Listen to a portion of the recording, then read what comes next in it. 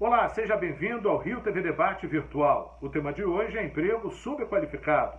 Os nossos convidados são Mariana Junqueira, arquiteta, Semi Aroni Júnior, presidente do Núcleo Brasileiro de Estágios, Bruno Ottoni, pesquisador do iDados, e Daniel Duque, pesquisador da Fundação Getúlio Vargas, Instituto Brasileiro de Economia. Bom, muito obrigado pela presença de todos, né? A gente vai tentar analisar aí essa questão do emprego subqualificado. Eu gostaria de começar com o Bruno. Bruno, a que você atribui o fato do emprego subqualificado no caso de uma pessoa formada? Olá, Sérgio, tudo bem? Obrigado pelo convite aí.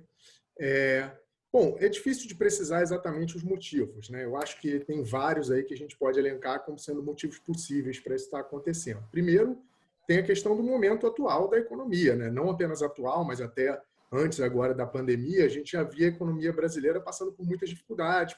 Teve a crise ali de 2015, 2016, depois a gente teve um crescimento muito pequeno. Num contexto como esse, você não tem tanta geração de postos de trabalho, isso obviamente dificulta, gera um contexto de mercado de trabalho mais complicado para as pessoas que se formam, né? Para os entrantes ali no mercado de trabalho, que obtêm alguma qualificação, né? Obtêm um curso universitário, e aí quando vão entrar no mercado de trabalho, às vezes falta emprego, né? Esse é um motivo.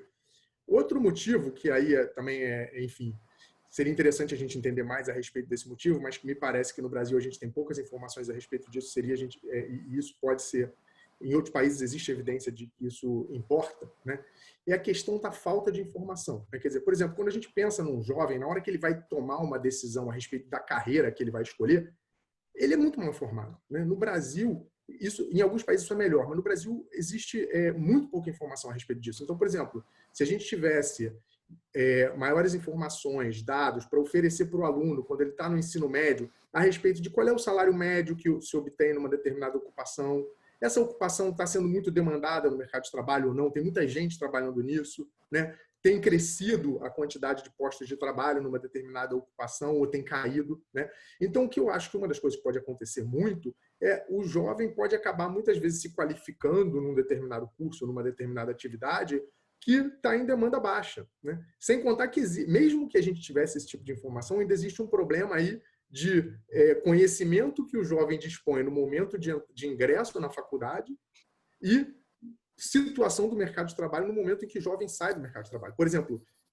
o mercado de trabalho ele tem mudado muito rapidamente. Mais recentemente, a gente tem visto aí um crescimento expressivo de demanda de pessoas que são cientistas de dados, né? Talvez há 4 anos atrás esse tipo de graduação nem existisse, né? E hoje existe a graduação super demandada. Então, quer dizer, um outro problema que pode ser grande, que eu acho que a gente deveria tentar lidar melhor com ele, entender melhor a respeito dele no Brasil também, é a questão de que tipo de fornecer informação para os jovens no momento em que eles decidem que tipo de curso fazer, para que eles consigam escolher cursos que vão garantir para esses jovens lá no futuro, quando eles concluírem os seus estudos, um emprego bom e um emprego estável naquela área em que o jovem se formou, tá certo? E o que a gente está observando hoje é justamente, muitas vezes o jovem faz um curso, às vezes até paga pelo curso, e quando sai, aquele curso não é um curso que está sendo demandado no mercado de trabalho, aquele diploma é pouco valorizado, e o jovem acaba tendo que encontrar uma atividade alternativa não ligada à formação dele. Bom, com base nisso que você falou, eu queria conversar agora com a Mariana Junqueira. Mariana, você se formou em arquitetura, né? Hoje você desempenha uma outra atividade. Você se encaixa nessa descrição do Bruno? Ou seja, aconteceu isso com você? Faltou informação? Você acha que poderia ter tentado escolher uma profissão diferente? O que aconteceu no seu caso? Então, eu acho isso que o Bruno falou, realmente o que aconteceu comigo. Acho que o momento que eu entrei na faculdade, até o momento que eu me formei, foi uma coisa muito diferente, assim. Eu entrei em 2011 na faculdade, com toda aquela promessa de Olimpíada, Copa, então que esse setor da construção civil estaria muito aquecido, e me formei em 2016, já com um declínio absurdo assim do mercado de construção civil. Mas assim, quando eu estava no ensino médio ainda, a questão da profissão assim não era uma coisa muito falada, sabe? Você via assim o que seus pais faziam, você via o que seus amigos faziam e escolhia por aí o que você queria. eu hoje não me vejo desempenhando nenhuma carreira que não seja da arquitetura. Não seja assim no campo da arquitetura. Mas ainda está bastante complicado assim esse ano que a gente está vivendo. E qual foi a alternativa para você? Eu saí da faculdade em 2016, no final de 2016, já saí, não consegui um emprego, continuei como autônoma, apesar de me achar muito crua ainda, porque a faculdade não me prepara para o mercado de trabalho. A parte acadêmica é muito diferente da parte que você vai aplicar realmente no mercado. E aí fiz um curso de extensão em design de interiores e logo depois, assim, já consegui me introduzir no mercado de trabalho, fui bem até. E quando eu resolvi sair, me deparei com um mercado completamente em declínio, assim. E hoje em dia eu estou fazendo cestas de café da manhã, fazendo cestas personalizadas, que é uma coisa que eu estou até gostando de fazer, mas definitivamente não é o que eu quero para minha vida. Semi, como você analisa esse quadro dito pela Mariana? É quase que uma rotina dentro do que você observa, ou seja, existe uma relação aí do emprego subqualificado em relação à formação profissional superior? Sérgio, eu acho que a análise que a gente tem que fazer é de demanda, de oferta, o período que a gente passou, o período que o Brasil teve de economia em alta, economia em baixa, e aí eu começo a fazer algumas coisas para dividir com os colegas e com você. A primeira coisa que eu ouvi do Bruno, né, que foi uma coisa interessante, que foi justamente essa falta de informação. A gente costuma fazer pesquisas anuais de como o estudante tem a sua bolsa auxílio de estágio. E aí a gente começa a ver que as maiores bolsas auxílio são para aqueles cursos onde as empresas buscam mais profissionais que faltam no mercado, né? Aí eu vou falar do exemplo da Mariana, que em 2007, né, engenheiros e arquitetos, com aquele boom da economia, a construção civil construindo como nunca, nós tivemos falta de engenheiros, as empresas iam buscar os estudantes de engenharia primeiro do último ano, penúltimo ano. Acabaram-se também os estoques de estudantes do penúltimo e último ano. Eles começaram a ir atrás dos estudantes de engenharia do terceiro ano, do segundo ano. Acabaram-se os... Né? E aí o que aconteceu? A Bolsa Auxílio chegou a R$3.000, R$3.500 para um estagiário, né? Então, esses períodos de alta e de baixa, eles influenciam. E hoje nós estamos num período de baixa. Então, as bolsas auxílios das profissões, como a construção civil, que parou em 2015 e 2016, né, com a crise que nós tivemos, com a saída do presidente da República, né, isso provocou também uma queda dos profissionais. Então, acho que esse contraponto é importante e também a gente tem que deixar uma coisa positiva. Qual é a coisa positiva? Quando você pega o índice de desemprego geral no Brasil, ao longo desses anos todos, eu vou pedir ajuda para o colega Bruno para depois comentar sobre isso. Quem tem curso superior completo, essa taxa ela é muito menor do que a taxa geral. E quem não tem curso médio, ensino médio completo, essa taxa de desemprego é muito maior. Então, a subqualificação e a qualificação depende do momento da economia, da oferta, da demanda e do casamento das vagas dos profissionais que nós estamos formando nas universidades com o mercado de trabalho. Esse é um ponto que é bom a gente colocar, né, para as pessoas aprenderem a usar, saber aonde é que estão essas profissões que pagam mais ou que são promissoras e aquelas que vão entrar numa, digamos, vou chamar a palavra recessão, né?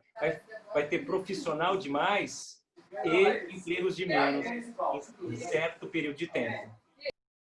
Esse ponto do SEMI é muito relevante. Na verdade, eu aqui vou aproveitar para chamar o Daniel Duque, que eu até conheço pessoalmente, nós trabalhamos juntos no IBRE, volta e meia trabalhamos juntos, porque ele conhece muito bem esses números aí de desemprego por nível educacional, e eu acho que ele pode contribuir muito bem em cima da fala do SEMI. Então, eu acho que é interessante que o Daniel pegue carona nesse discurso do SEMI, né? Até mesmo para a gente questionar, ou seja, a faculdade ainda vale a pena? A gente sabe aí de dados levantados pelo SEMI, de que quando você tem uma faculdade, então você tem um nível de desemprego menor, relativamente menor, ou seja, até que ponto isso pode se transformar numa estratégia para ter uma estabilidade. A gente faz parte aí de uma geração, né, onde o ensino superior era muito valorizado, né, mas algumas carreiras na sua avaliação, Daniel, através dos números, você pode confirmar isso para a gente, estão saturadas, digamos assim? Sim, de fato, houve um esforço muito grande, né, ao longo dos anos 2000 de expandir o número de vagas no ensino superior, né, tanto no ensino superior privado quanto público.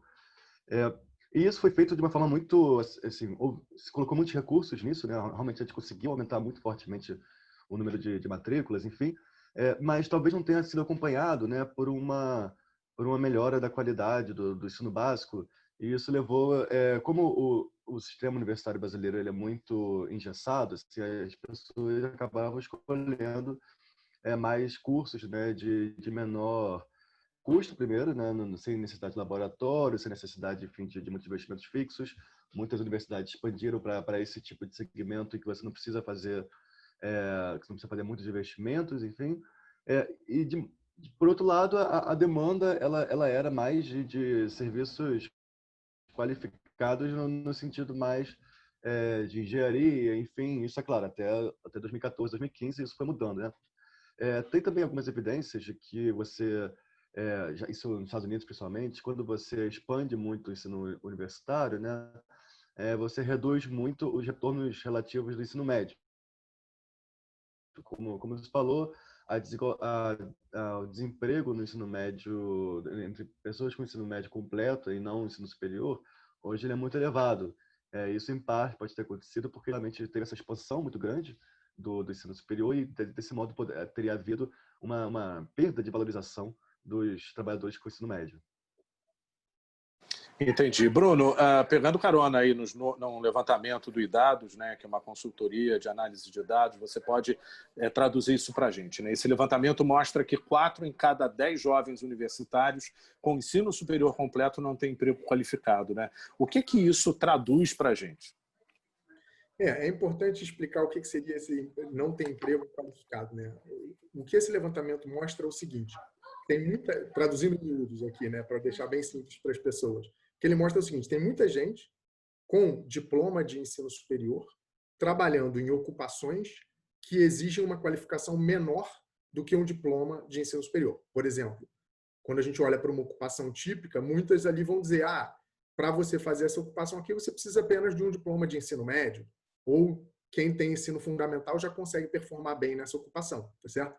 E o que está acontecendo, o que esse estudo mostra, é que 4 em cada 10 brasileiros, né, que se formaram com o ensino superior estão trabalhando em ocupações que exigem ensino médio ou menos, ou seja, que exigem uma qualificação muito menor do que a que eles foram buscar, né, para a pessoa poder exercer de forma satisfatória aquela vaga. Então, quando a gente vê, por exemplo, isso que o Daniel falou, também é verdade. De certa maneira, como a gente teve uma expansão muito grande do ensino superior, esse indivíduo é muito pouco provável que ele fique sem emprego. A gente, em geral, tem esse indivíduo, ele vai ter quando a gente olha para a taxa de desemprego da população que tem ensino superior, a gente vê uma taxa de desemprego muito mais baixa do que para outras faixas educacionais, né?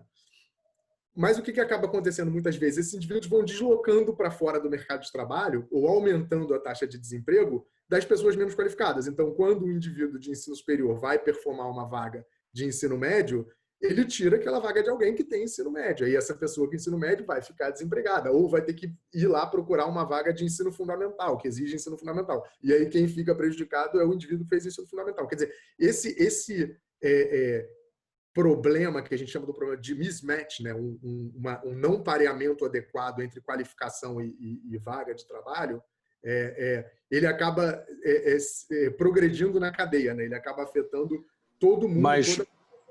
Mas por que acontece isso?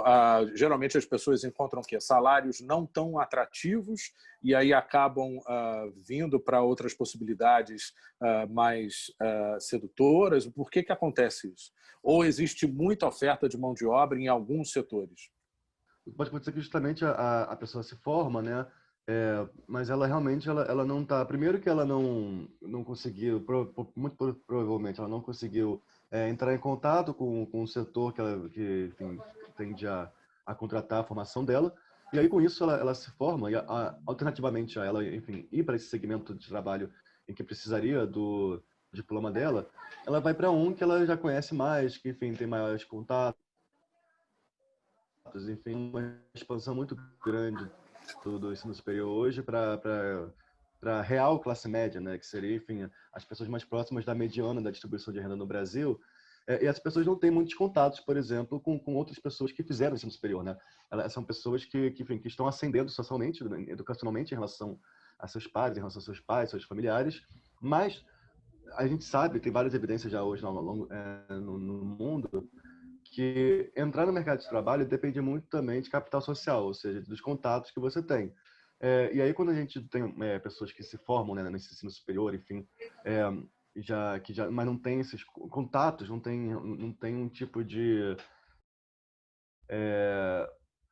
relacionamentos que podem levar elas a oportunidades de trabalho qualificados, elas acabam indo para os trabalhos que elas conhecem, que elas sempre tiveram contato ali, que são aqueles que não precisam de ensino superior.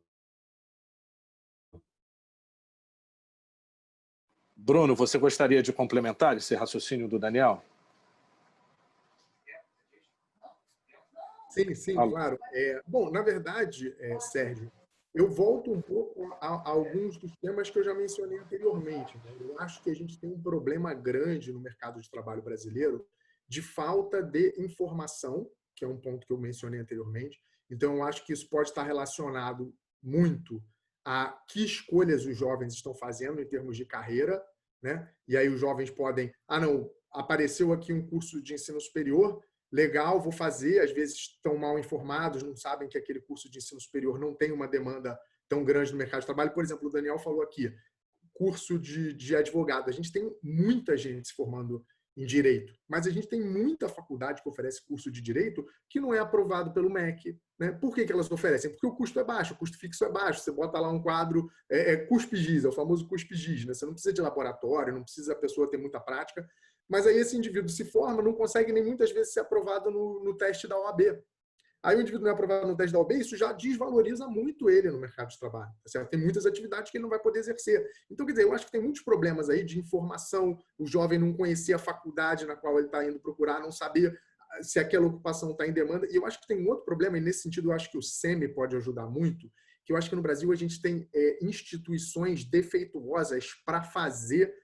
A gente tem poucas instituições, na verdade, para ajudar o jovem nessa transição do emprego da educação para o emprego. Por exemplo, na maior parte dos países a gente tem agências de emprego. Nos Estados Unidos é muito comum o que eles chamam de temp agencies. Você termina a sua faculdade, você bate na porta de uma temp agency dessa, você está lidando ali com pessoas que têm conhecimento profundo do mercado de trabalho, sabem que vagas que estão aparecendo, que tipo de demanda que tem, e às vezes eles ajudam até em treinamentos pequenos.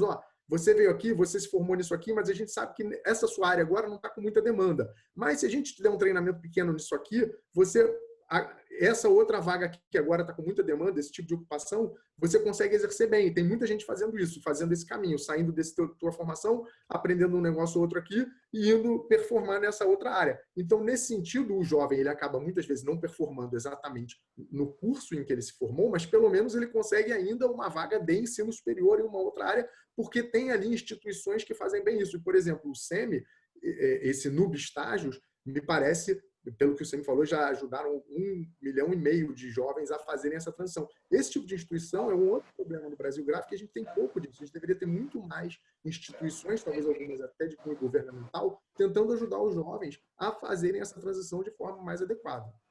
Mariana, qual foi a realidade que você encontrou e como que você se sente atualmente, né? Lógico que você teve aí um investimento de tempo, dinheiro, né, emoção, sonho, e agora você se vê em outro tipo de atividade, né? Você tinha esse tipo de contato mencionado agora pelo Bruno, ou seja, você tinha essa possibilidade de entrada no mercado de trabalho, você se sentiu um pouco fora desse ambiente, é difícil, como é que é furar essa bolha?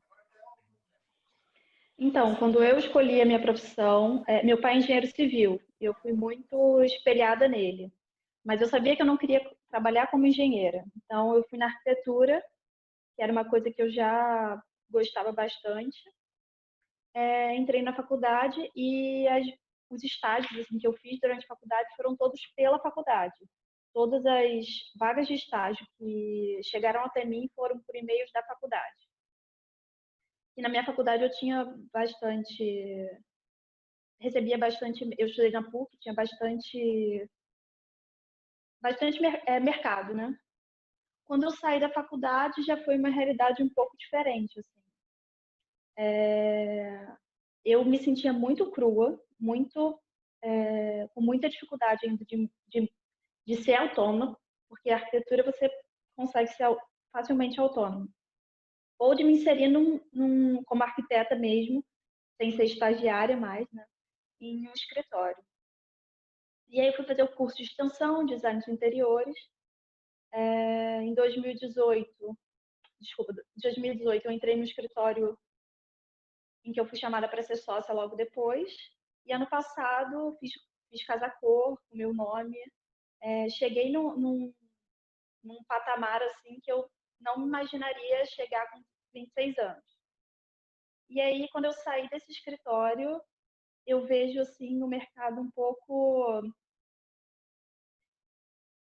não sei, eu me vejo assim bastante preparada para entrar em qualquer escritório, mas a parte salarial é uma coisa muito complicada.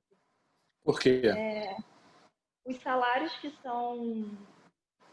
Eu, hoje em dia, inclusive, prefiro continuar com o meu negócio das sextas do que me inserir num escritório de 8 horas e que eu vou ter que ficar 8 horas trabalhando por conta salarial. Mas e o seu sonho, e o seu desejo? Você acha que você conseguiria superar essa questão salarial em troca daquilo que você se planejou fazer? Eu falo isso porque eu sou uma pessoa bastante privilegiada que moro na casa dos meus pais e não tenho contas para pagar. Então, eu consigo escolher ainda entrar ou não nessas empresas que pagariam menos. Então, por conta do meu sonho, eu continuo sendo autônoma e o problema é prospectar clientes, angariar clientes e como conseguir isso. Entendeu? Essa é a maior dificuldade do autônomo. Semi, você representa aí o Núcleo Brasileiro de Estágios, né? Então você pode dizer para a gente qual a realidade que esse jovem chega em busca da sua realização profissional, né? Ou seja, como é que eles chegam? Eles chegam dessa forma, como a Mariana mencionou, um pouco cru em relação ao que foi a formação universitária e tem essa dificuldade de engajamento, de entrada no mercado de trabalho? Sérgio, em vez de colocar os jovens, eu quero chamar para vocês como foi a busca pelo primeiro estágio, a primeira entrevista, aquele frio na barriga, né? A gente já presenciou até jovens que iam fazer dinâmicas de grupo e desmaiavam, né? Aquela acelerada porque nunca teve aquela experiência. Então, eu acho que a gente tem que lembrar isso. Então, não é o jovem, nós já passamos por isso. Então, reflete a gente ver que realmente a gente precisa ter aquela coisa da aptidão junto com a paixão e junto com a remuneração. A gente presta esses serviços, a gente faz gratuitamente, muitos jovens nos procuram, nós não conseguimos, tem poucas vagas de estágio em relação à quantidade de jovens que se formam no Brasil. Nós tínhamos quase 8 milhões de jovens no ensino superior, incluindo o ensino à distância, e pouco mais de 1 milhão de estagiários. Então, eu acho que a reflexão, né, que a Mariana trouxe para nós é, primeiro, que as universidades esqueceram que o jovem que buscou a carreira, ele precisa também de formação no empreendedorismo, empreender na carreira, empreender nos negócios ou nos negócios. O jovem que está lá, ele precisa de serviços, de como é que eu arrumo um estágio, um primeiro estágio, como é que eu consigo a minha experiência, como é que eu passo nos processos seletivos, o que é... Em nenhuma das faculdades que eu fiz, ou que vocês vão lembrar, te ensinaram o que era uma dinâmica de grupo. Ensinaram? Nenhuma te ensinaram o que é que o selecionador busca naquele processo seletivo. Também não. como é que eu devo me portar? Como é que eu devo me apresentar? Como é que eu devo ir vestido, né? O dress code, né? O código de vestimenta. Então, nós fazemos isso gratuitamente lá no Núcleo Brasileiro de Estágio, porque o jovem precisa desse serviço. Então, eu vou falar dos serviços. Esses serviços são importantes. Entretanto, nós passamos por isso, a Mariana passou por isso, o Bruno passou por isso também, né, Bruno? Daniel, Sérgio, você passou por isso. A gente tem aquela expectativa que eu vou buscar o estágio no último ano da faculdade. E aí, a receita do bolo, que todo mundo sabe, né, que a gente tem aquela xícara de farinha, aquele leite e tal, tem que levar ao forno. A receita para a carreira é você iniciar logo no primeiro ano da faculdade.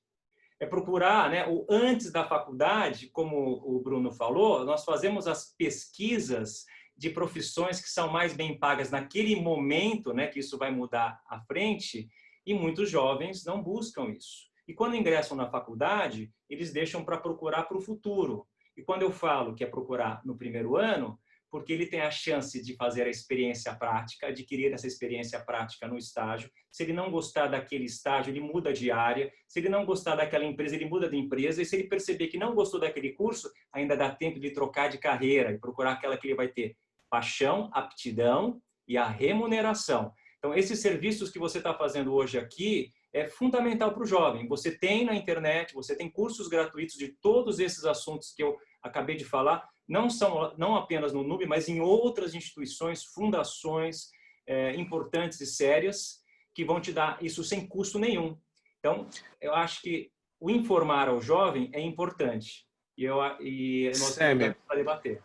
Você falou num detalhe interessante, remuneração e paixão. É possível escolher só uma delas? Porque assim, a Mariana falou justamente da oferta de emprego com salários não tão atrativos e que ela prefere fazer outro tipo de atividade. Quando que isso significa um caminho para a subqualificação em relação ao emprego? Bom, a subqualificação, né, está sempre ligada à economia. A paixão, com a aptidão e com a remuneração, você encontra, não tem um mundo perfeito, não tem uma fórmula mágica, tem informação. Quando a informação a gente transforma em conhecimento, e eu sei que hoje as remunerações das profissões que pagam mais são essas, você vem para o autoconhecimento do jovem, dentro da universidade. Onde é que eu posso colocar e vou estar feliz? Os testes que são aplicados hoje para encontrar o que você tem de melhor, com aquilo que você precisa melhorar, quais são as suas habilidades e competências, aquilo que eu posso ajustar como habilidade, porque habilidade todo mundo pode ter, empreendedor todo mundo pode ser, cursos técnicos nós podemos fazer. E muitas vezes eu posso fazer aquilo que eu não gosto para investir naquilo que eu gosto, né? Então também tem aquela coisa de você ceder e ser flexível. Eu acho que não existe esse mundo perfeito, ninguém vai ter um mundo perfeito. Se tivesse o mundo perfeito, todo mundo estaria no emprego ideal, com 3 horas de trabalho e 7 horas na praia, né? Então, eu acho que esse conhecimento para o jovem pode dar para ele mais chances de ele estar na carreira, se preparar para ter um diferencial, e a gente começa a falar, né, diferencial escolhendo uma escola que tem aquele curso que é reconhecidamente pelo mercado. Eu vou colocar para os colegas que estão aqui com a gente, né? Porque, inclusive, tem marcas de universidades pela qualidade do curso, pela longevidade do curso. Tem universidades que têm mais de 150 anos e tem empresas, recursos humanos, que os seus gestores se formaram nessas universidades. Olha, eu gosto daquela porque eu sei como é que é. Então, também, isso que o Daniel falou, né, de você escolher aquela universidade que te dá um diferencial, e que na hora que você está num processo seletivo, você vai ter mais chances de ser chamado, porque você teve um melhor preparo, faz toda a diferença também de você conciliar paixão com remuneração e aptidão. Ok. Bruno, já foi citado aqui a questão da crise de 2015, 2016, e agora a gente está num cenário de pandemia, né, onde a economia prevê um enxugamento também muito preocupante. O que a gente pode esperar dessa relação entre emprego subqualificado e formação profissional de terceiro grau? Olha, primeiro eu só queria falar um pouquinho aqui, repercutir um pouco alguns dos comentários do Semi, que eu achei que foram muito interessantes, né? Eu falei um pouco da questão da informação, mas eu acho que eu deixei de falar um ponto importante, que é um pouco desse ponto que o Semi tocou, da remuneração e paixão, né? Não existe problema, né, que um jovem escolha uma carreira que remunera menos, porque aquilo é a paixão dele. Isso não é um problema. O problema é que o jovem não tem informação suficiente na hora em que ele está escolhendo qual é a carreira que ele vai querer fazer para tomar essa decisão. Então, se o jovem pode ser muito apaixonado por algo e acreditar que ao fazer aquela faculdade ele vai se formar e ganhar, digamos, 20 mil por mês, mas quando ele sai no mercado de trabalho, ele vê que o salário é 3 mil, 2 mil, 1.500, não sei. E aí aquele jovem, pela falta de informação, vai se tornar um indivíduo frustrado, né? Se ele tivesse tido aquela informação, talvez no momento de escolher a carreira dele, talvez ele teria escolhido uma carreira, né, que fosse um pouquinho diferente do que ele estava pensando antes, ou uma outra opção que ele achasse interessante, mas que talvez também envolvesse paixão, talvez um pouco menos de paixão, mas que remunerasse melhor. Então, quer dizer, o importante disso é a gente dar a informação para o jovem para que ele tenha essa informação no momento em que ele está tomando a decisão e para que ele não vá se tornar um jovem frustrado lá na frente e que esse esforço, esse dinheiro que ele despendeu muitas vezes, seja desperdiçado. É um desperdício do ponto de vista do jovem, é um desperdício do ponto de vista social, né? É um capital humano que se perde, que se deixa de se aproveitar. Certo? Então, esse é um ponto que eu acho que o Semi tocou, que é muito legal. Outro ponto que o Semi tocou, que eu acho que é muito legal, é essa questão do que o NUB faz.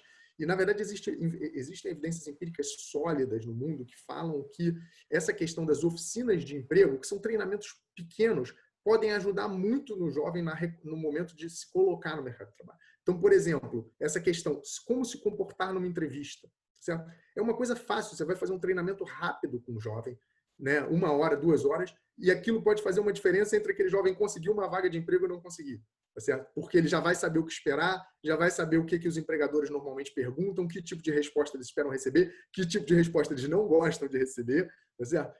E aí eu estou falando aqui do treinamento de como é que se comportar numa entrevista, mas tem vários aspectos, o que usar, que tipo de roupa usar, tem um aspecto da questão da elaboração de currículo, certo? Então tem vários aspectos simples que muitas vezes com uma ajuda, que é o que eu falei um pouco dessas instituições para ajudar o jovem a fazer essa transição, acho que o Semi deixou mais claro e cristalino que tipo de ajuda essa instituição pode oferecer, que às vezes é uma ajuda simples, mas pode fazer uma grande diferença na vida daquele jovem e para a sociedade como um todo. Certo? Então eu queria só voltar aí nesses 2 pontos tocados pelo Semi, que eu acho que foram muito importantes.